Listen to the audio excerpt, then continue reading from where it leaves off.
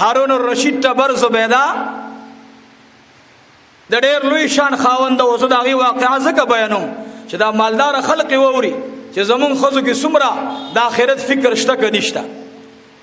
د هارون الرشید ټبر زبیده خاوند ته وایي داسې چل دی چې د عرفات نه کینې هلکه د عرفات نه مزدلفې ته منا ته عرفات ته د اوبو انتظام کوم خلقو له ضرورت دی. لوی نهر د طائب نه راوستو بهترین اوبه پکې را روانې وې. نهر د زبیدې اوس هم د هغې هغه آثار موجود دي. الله دې موږ او تاسې ته بار بار وښیي وایي آمین. بار بار دې الله نهر زبیده راته وښیي چې زبیده نهر ګوري خو دغه ته به لاړ شي عرفات به مو ګوري مزدلفه به مو ګوري منا به مو ګوري.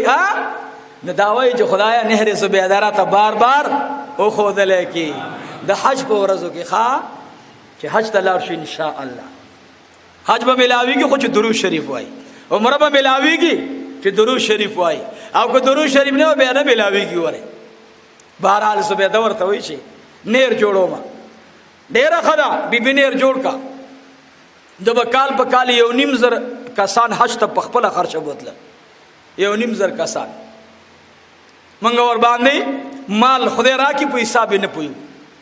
مال د الله په لاره کې لګول پکار دی. نهر زبیده تیار شو. زبیده څه موده بعد دنیا نه لاړه. خوب کې یو ډېر کامل او ډېرې اوچتې مرتبې والا بیبي ده چې د قرآن حافظه د خوب کې ولیدل. ورته وایي ای زبیده څه معامله الله وکړله. ورته وایي الله رب العالمین وبخلما. ورته وایي په کوم عمل باندې وبخلې؟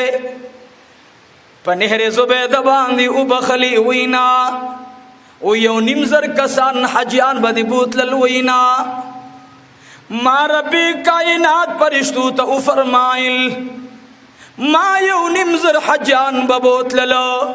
وی ما ته جواب راکو چې دا خو د بیت المال پیسې وي سستا پیسې خو نه وي. بیا ما ویل ما نهر زبیده نهر جوړ کړی دی عرفات او منا مزدلفې ته مې نهر راوستی. ما ته وی دا خو د بیت المال پیسې وي. ختمه شو بس ښځې کې دې ولګولې. وی مایوسه شومه نا امید شومه رب کائنات پرشتہ را اولیگلا. ورته وی زبیدې ته ووایه ما بخلی. اے ربا په کوم یو عمل دی وبخلما. نهر لاړو حجاج لاړل مساجد او مدارس لاړل علماء سره مینه لاړه څه باندې دی وبخلما. رب کائنات ورته وی په هغه خبره مې وبخلي روټۍ ته ناست وي تو عام دی خوړلو. ناګهانه مؤذن آواز ولګولو الله اکبر.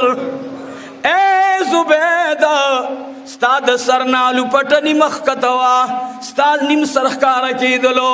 کله چې زما د مؤذن بند آواز دی واورېدلو روټۍ دی په لاس کې په درستخان کې ښودله او لپټه دی په سر راواچوله. زما د رضا دپاره هغه عمل دی کړی په هغې مې جنت ته ورسولی. په ایمان یې وایي بانه ده که نه ده؟ ربانه ګوري بنده ته وایي راځه لږ ته رانږدې شه. فذکروني اذکرکم. مور مینه لاسه ته وایي پلار مینه لاسه ته وایي د رب مینه اخو داسې مینه ده انتهای نشته نه یې چا انتها لګولې ده.